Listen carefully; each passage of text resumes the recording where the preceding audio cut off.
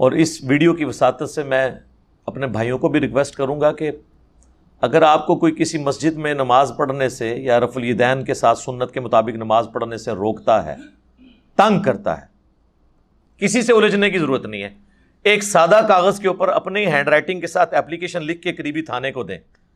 آپ دیکھیں وہ مولوی آپ کے قدموں میں گرے گا آ کے، جتنا بڑا مرضی وہ ڈان ہوا. اب ان کے لیے جائے پناہ نہیں پاکستان میں انشاءاللہ تعالی. آپ نے ان ڈائریکٹ تو الجھنا ہی نہیں ہے. یہ اکثر لوگ کہتے ہیں نا جی وہ مولوی صاحب تنگ کرتے ہیں، منع کرتے ہیں.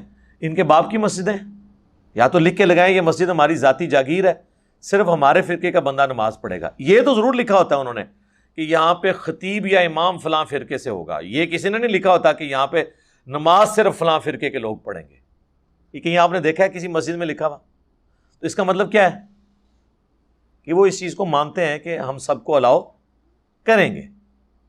تو جب تنگ کرے آپ کو کوئی، سادہ اپلیکیشن لکھ کے نا تھانے میں دیں، نام لکھ دیں اور کہیں کہ جی یہ اس طریقے سے مجھے تو. اور ہم نے یہ پریکٹیکلی لوگوں سے کروایا. آج کل تو آپ کو پتہ ہے تمام مکاتب فکر کی جو وہ نان اسٹیٹ ایکٹر تنظیمیں بنی ہوئی تھی نا، ساری کی ساری اس وقت جو ہے نا وہ لائن حاضر ہوئی ہوئی ہیں. ایک ایک کر کے سب کالعدم ڈکلیئر ہو رہی ہیں اپنی حرکتوں کی وجہ سے. میں تو اس حق میں نہیں کہ کسی تنظیم کو کالعدم ڈکلیئر کیا جائے، لیکن ان کو بھی اپنی حرکتوں کے اوپر غور کرنا چاہیے. کیوں اپنی اس قسم کے پولیٹیکل ایکٹیویٹیز کے ساتھ پیرلل میں اس قسم کے نان اسٹیٹ ایکٹر بھرتی کر کے تو وہ اس قسم کی ایکٹیویٹیز پرفارم کرتے ہیں. لہذا مساجد ساری اللہ کی ہیں، تو میں ہر جگہ نماز پڑھ لیتا ہوں. اس چیز کو نہیں دیکھتا کہ یہ بریلویوں کی مسجد ہے، دیوبند کی، اہل حدیث کی، یا ایون شیعہ کی. حالانکہ اہل سنت اہل تشیع والی تفریق ذرا بڑی ہے، فائدہ نہیں ہے نا اس تفریق میں اب پڑھنے کا. جب مسلمان سمجھ رہے ہیں تو پھر نماز ہو جائے گی.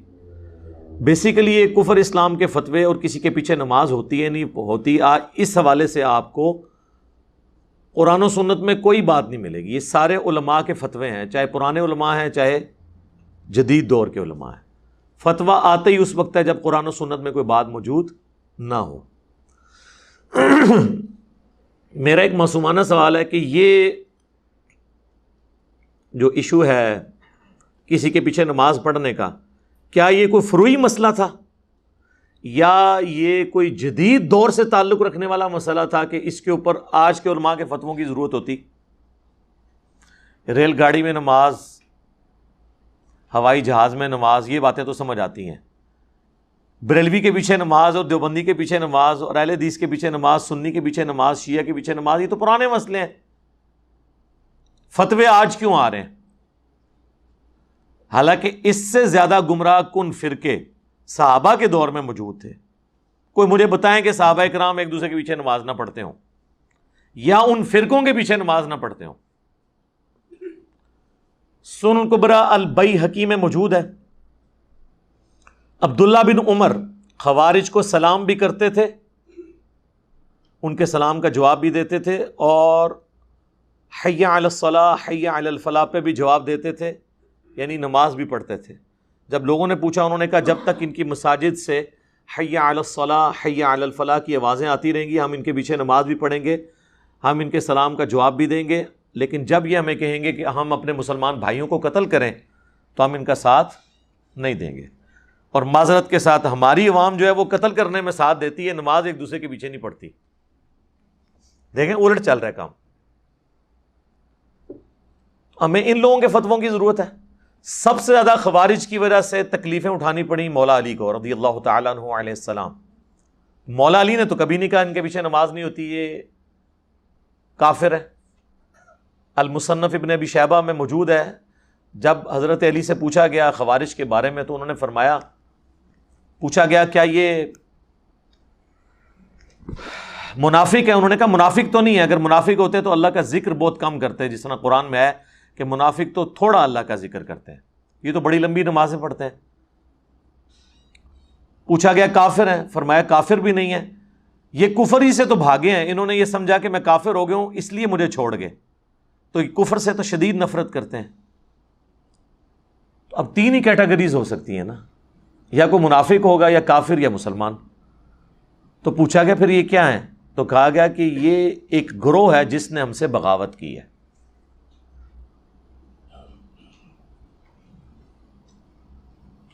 تو یعنی مولا علی نے اس گروہ کو باقی گروہوں کی طرح ایک گروہ سمجھا جنہوں نے بغاوت کی خلیفہ برحق کے خلاف. تو بغاوت صرف اہل نہروان اور خوارج نے تو نہیں کی، اہل صفین نے بھی بغاوت کی، اہل جمل نے بھی بغاوت کی.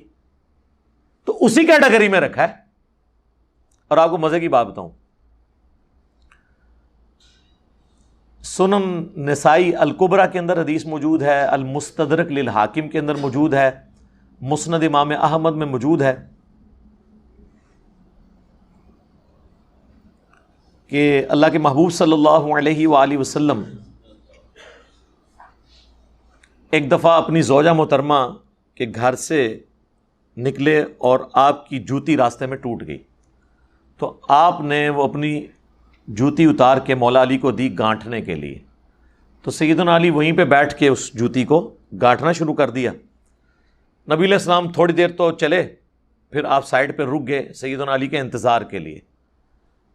اور پھر حضرت علی کی غیر موجودگی کو غنیمت سمجھتے ہوئے نبی علیہ السلام نے اپنے باقی اصحاب سے کہا کہ دیکھو اللہ تعالیٰ نے مجھے نبی بنا کر مبعوث کیا، ایز اے لاسٹ ریزارٹ مجبوراً مجھے اپنے قبیلے کے لوگوں کے خلاف ان کے کفر کی وجہ سے تلوار اٹھانی پڑی، قرآن کی تفسیر کی خاطر کافروں کے خلاف مجھے تلوار اٹھانی پڑی. لیکن تم میں ایک ایسا شخص ہے جسے قرآن کی تعبیر کی خاطر مسلمانوں کے خلاف تلوار اٹھانا پڑے گی. اب یہ بہت بڑی بات تھی، وہ کام جو نبی علیہ السلام نے نہیں کیا، یعنی مسلمان کے خلاف تلوار اٹھانا، لیکن آن دا بہاف آف پرافٹ حضور کے بعد وہ کام کسی اور نے کرنا تھا. تو سیدنا ابو بکر نے کہا یا رسول اللہ کیا وہ شخص میں ہوں گا؟ آپ نے فرمایا لا. نبی علیہ السلام کی مبارک زندگی میں یہ لفظ زبان پہ آتا ہی نہیں تھا، لا نہ آپ کی زبان پہ ہے ہی نہیں تھی، اس اعتبار سے کہ کوئی شخص آپ سے مانگے اور آپ اس کو انکار کر دیں، اس لیے اب لا کا لفظ استعمال ہی نہیں کرتے تھے. سیدنا عمر نے کہا انا یا رسول اللہ میں ہوں وہ شخص جو مسلمانوں کے خلاف قتال کرے گا قرآن کو منوانے کے لیے، جس کا ذکر سورۃ الحجرات میں ہے، اگر مسلمانوں کا کوئی گروہ باغی ہو جائے تو اس سے قتال کرو یہاں تک کہ وہ توبہ پہ آمادہ ہو. تو اس آیت کی پریکٹیکل تفسیر کیا میں نے ماننا ہے؟ تو سیدنا عمر کے سوال پہ نبی علیہ السلام نے فرمایا لا، نہیں، بلکہ وہ شخص ہے جو میری جوتیاں گانٹھ رہا ہے. تو صحابہ اکرام دوڑے مولا علی کی طرف اور انہیں جا کے بتایا کہ اتنی بڑی بشارت آپ کے لیے کہ آپ نے نبی علیہ السلام کے بہاف پہ مسلمانوں کے خلاف تلوار اٹھانی ہے، ان کا قبلہ درست کرنے کے لیے، جس طرح نبی علیہ السلام نے ایز اے لاسٹ ریزارٹ کافروں کے خلاف تلوار اٹھائی. تو سیدنا علی مسکرا پڑے. صحابہ کہتے ہیں ہم سمجھ گئے کہ حضرت علی کو یہ بات پہلے سے معلوم تھی. آپ کا جو فیس ایکسپریشن تھا وہ یہ بتا رہا تھا کہ آپ کو یہ بات پہلے سے معلوم تھی. اب یہ حدیث ان کے گلے کا کانٹا ہے. کن کا؟ جو کہتے ہیں ایک دوسرے کے پیچھے نماز نہیں ہوتی. کیونکہ جب ہم کہتے ہیں نا خوارج کی بات کرتے ہیں نا ان سے، تو کہتے ہیں نہیں خوارج تو کافر ہیں، ان کی مثالیں نہ آپ دیں، ان کو تو کہتے ہی خارجی ہیں. لیکن جب یہ حدیث آتی ہے اور ہم کہتے ہیں یہ سیدنا علی نے کن مسلمانوں کے خلاف تلوار اٹھائی؟ جنگ جمل والوں کے خلاف، بلکہ مجبوراً اٹھائی تلوار تو انہوں نے اٹھا لی تھی. ظاہرہ ریٹ آف دی گورنمنٹ کو چیلنج کیا تو پھر ریٹ آف دا گورنمنٹ تو اسٹیبلش کرنی تھی سیدنا علی نے، اسی وجہ سے مجبوراً ان کو اپنا دارالخلافہ کوفے شفٹ کرنا پڑا مدینہ شریف سے. کیونکہ سیدہ عائشہ، سیدنا طلحہ، زبیر رضی اللہ عنہم اجمعین، ہم تو ان کے لیے احترام رکھتے ہیں الحمدللہ، دنیا اور آخرت میں اللہ کے مقرب لوگوں میں سے ہیں وہ.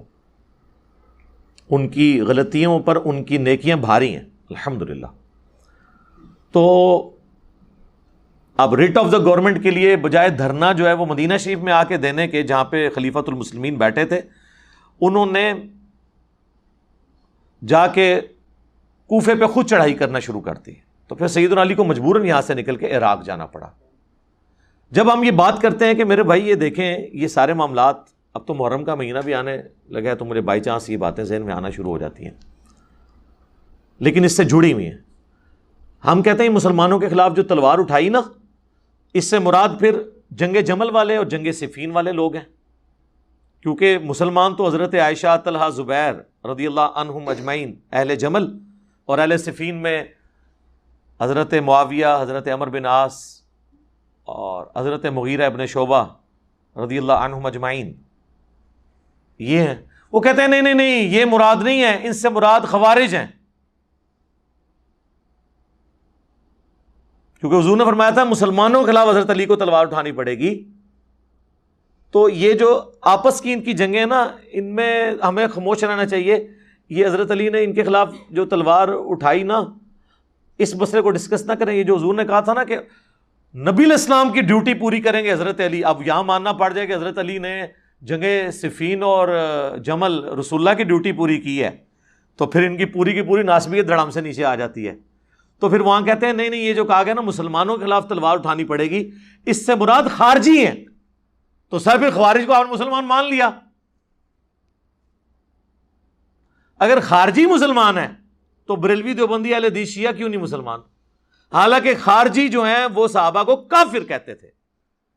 تو آج اگر کوئی کہتا ہے جی فلاں کافر، اس کی بنیاد پہ آپ اسے کافر نہیں کہیں گے، لیکن اس کی اصلاح ضرور کریں گے کہ اس کی وجہ سے کفر دون الکفر تو ہو جائے گا نا، یعنی کفر لوٹ آتا ہے جو بندہ ناحق کسی کو کافر کہتا ہے، لیکن اس کے پیچھے بھی پھر پوری وہ ایک شرائط ہے، ایک معاملہ لاتا ہے۔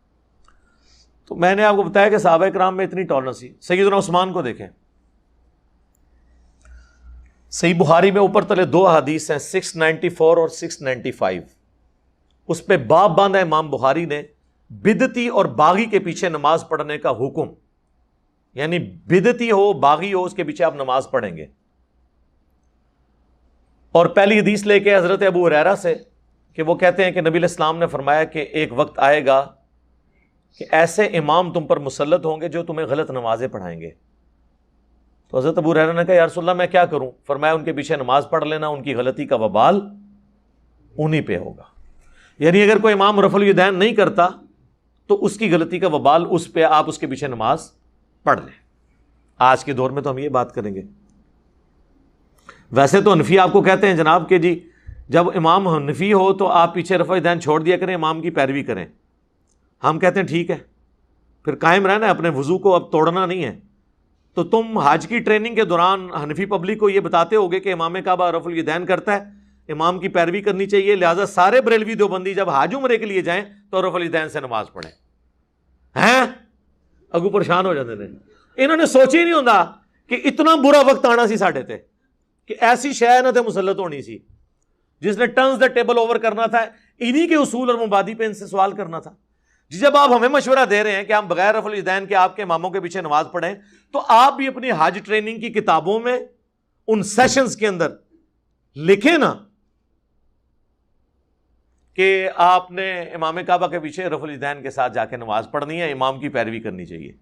ادھر ان کے سارے اصول ٹوٹ جائیں گے، لہذا ان کی منافقت کھل جائے گی۔ میں نے ان کے جو میک اپ زدہ چہرے تھے نا، ان سے صرف میک اپ نہیں، ان کی کھالیں بھی اتار دی ہیں۔ آپ کو پتہ ہی تھا انہوں نے ماسک چڑھائے ہوئے تھے، بعض نے داڑیاں رکھی ہوئی ہیں، بعض نے داڑیاں لٹکائی ہوئی ہیں۔ یہ مفتیوں کی ویڈیوز نہیں آ رہی ہیں آپ کے سامنے؟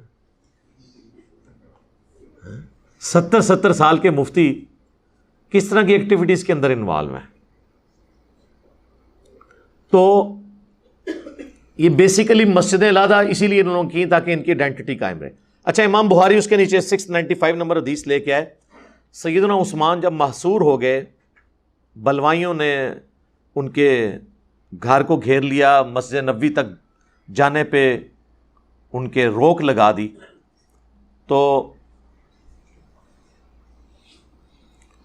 سیدنا عثمان کے پاس ایک صحابی حاضر ہوئے، انہوں نے کہا کہ ہمارے امام تو آپ ہیں، ظاہر ہے پولیٹیکل امام بھی اور مسجد کے امام بھی۔ اس وقت تو خلیفۃ المسلمین ہی نماز پڑھاتا تھا، اس وقت مسجد پہ باغیوں کا قبضہ ہے اور فتنوں کا امام ہمیں نماز پڑھا رہا ہے، ہمیں خطرہ ہے ہم گناہ میں مبتلا نہ ہو جائیں کہ ہم آپ کو چھوڑ کے اس کے پیچھے نماز پڑھیں، تو کیا آپ ہمیں اجازت دیتے ہیں اس بات کی؟ تو سیدنا عثمان نے کہا کہ نماز ہی تو مسلمانوں میں ایک نیکی کا کام ہے، اس نیکی کے کام میں ان کا ساتھ دو اور برائی میں ان سے الگ رہو. یعنی سیدنا عثمان جو ڈائریکٹلی افیکٹی تھے ان کے، اس کے باوجود کہا کہ نماز ان کے پیچھے پڑھو. آپ دیکھ لیں حضرت عثمان کی سنت پہ اس وقت میں عمل کر رہا ہوں خود بھی، بلکہ ایک سٹیپ آگے چلا گیا ہوں اس حوالے سے کہ حضرت عثمان کو تو وہ نکلنے نہیں دیتے تھے. حضرت عثمان نے تو اپنے ساتھیوں کو کہا نا کہ ان کے پیچھے نمازیں پڑھو، اور میں تو خود ان کے پیچھے جا کے نمازیں پڑھتا ہوں جو میرے خلاف جمعے پڑھا کے مجھے مرتد، ملحد، پتہ نہیں کیا کیا لفظ نہیں بول دیتے. تو حوصلہ آپ دیکھ لیں. تو ہم اصل میں عثمانی ہم ہیں، ہم ہی صدیقی ہیں، ہم ہی فاروقی ہیں، ہم ہی عثمانی ہیں، اور ہم ہی علوی ہیں الحمدللہ، اور ہم بھی محمدی ہیں صلی اللہ علیہ وآلہ وسلم. صلاۃ بر محمد وآل محمد، اللہم صلی علی محمد وعلی آل محمد. تو اس پہ امام بخاری نے 695 نمبر حدیث اور 694 کے اوپر باب باندھا ہے کہ باغی اور بدعتی کے پیچھے نماز پڑھنے کا حکم ہے.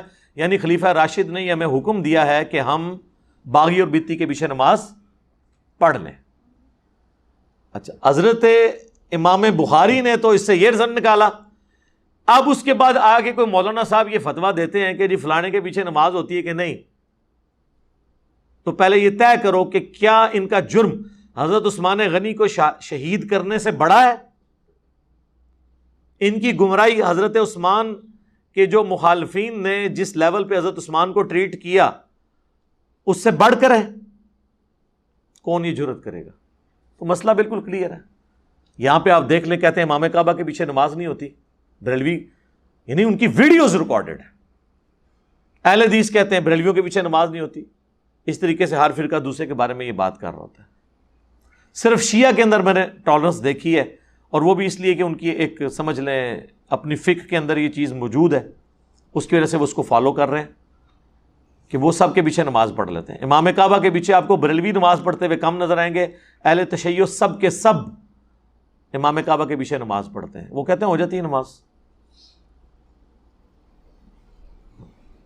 نمازیں الگ نہیں کرنی. نمازیں اس لیے الگ کی گئیں کہ اس کے پیچھے مینٹالٹی سمجھیں. یہ ایک دوسرے کو کافر کیوں کہا گیا؟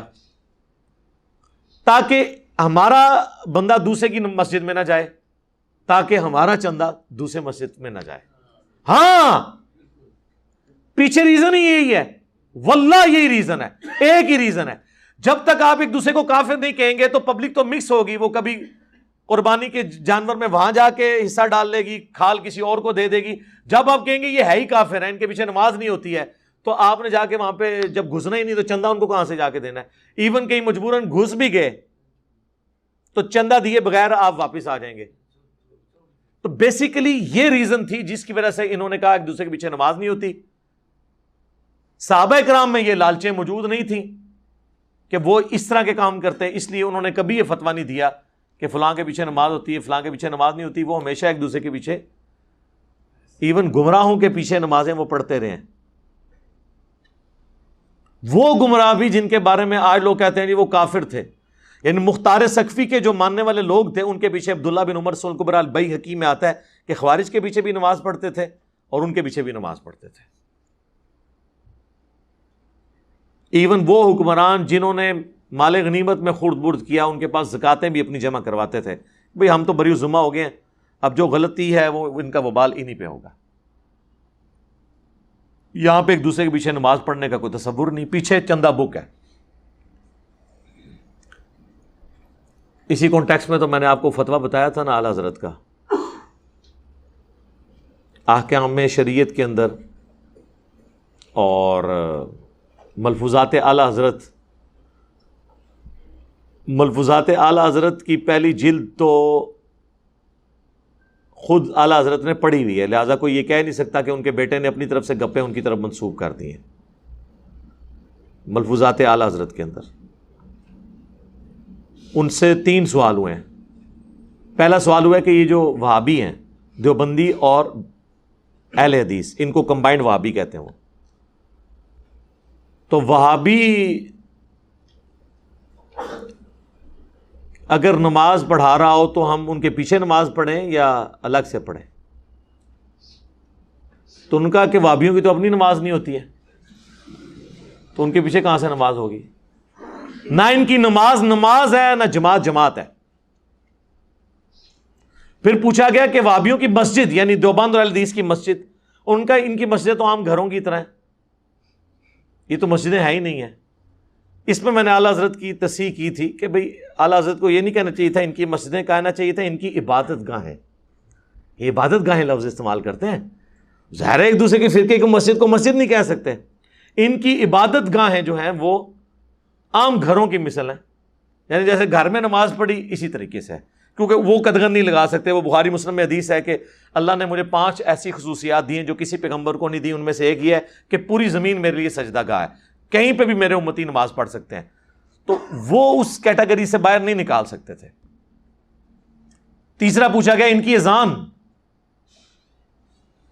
تو انہوں نے کہا کہ نماز اور جماعت کی طرح ان کی اذان بھی باطل ہے، البتہ اللہ کا نام آ جائے تو آپ عز وجل یا جل جلالہ اور نبی علیہ السلام کے مبارک نام پہ صلی اللہ علیہ وآلہ وسلم کہہ لیں، باقی ان کی اذان بھی اذان نہیں ہے۔ اور بقول ہمارے خادم رضوی صاحب رحمہ اللہ تعالی، انہیں کہ چھڑو وہابیاں دی کیڑی اذان ہے، یہ تو سوراں دے سور نے، ٹھیک ہے، یہ جاندے جاندے اتنا بڑا، جس طرح ہیروشیما اور ناگاساکی پہ جب ایٹم بم پھینکا گیا تھا نا، تو جاپان کے جہاز تو سمندری سفر میں، پیسیفک اوشن میں، اٹلانٹک میں کس طرح چڑھ دوڑے تھے اپنے مخالفین کے خلاف، امریکہ کے خلاف، لیکن 2 ایٹم بم گرنے سے جاپان جنگ ہار گیا۔ یہ ایک ایٹم بم جو گرایا ہے نا خادم رضوی صاحب نے، چھڑ دو وہابیاں دی کیڑی گل ہے، انہاں دی اذان دا کی احترام، یہ تے سوراں دے سور، ان کی اذان کا کیا احترام، یہ تو سوروں کے سور ہیں۔ جیسے سور یعنی خنزیر بدترین جانور ہے، اس طرح انسانوں میں یعنی سوروں کے اندر سب سے بدترین یہ ہیں بقول ان کے۔ اس کے بعد انہوں نے اگر کہیں پہ کوئی ایک اتحاد امت کی فضا جعلی قائم بھی ہوئی تھی نا ان کے درمیان، جو میں کہتا ہوں یہ ایکٹنگ کر رہے ہوتے ہیں، یہ کر ہی نہیں سکتے اتحاد، ان کے بڑوں نے ان کو علیحدہ کیا ہوا ایک دوسرے کو، تو وہ بھی ختم ہو گئی۔ اسی طریقے سے ہیں سارے۔ تو نماز صاحب کے پیچھے پڑھیں جی، یہ سوال ایسا تھا کہ جو متقاضی تھا میں اس پہ تفصیلی بولتا، اس لیے میں نے ہر اینگل سے کوشش کیا۔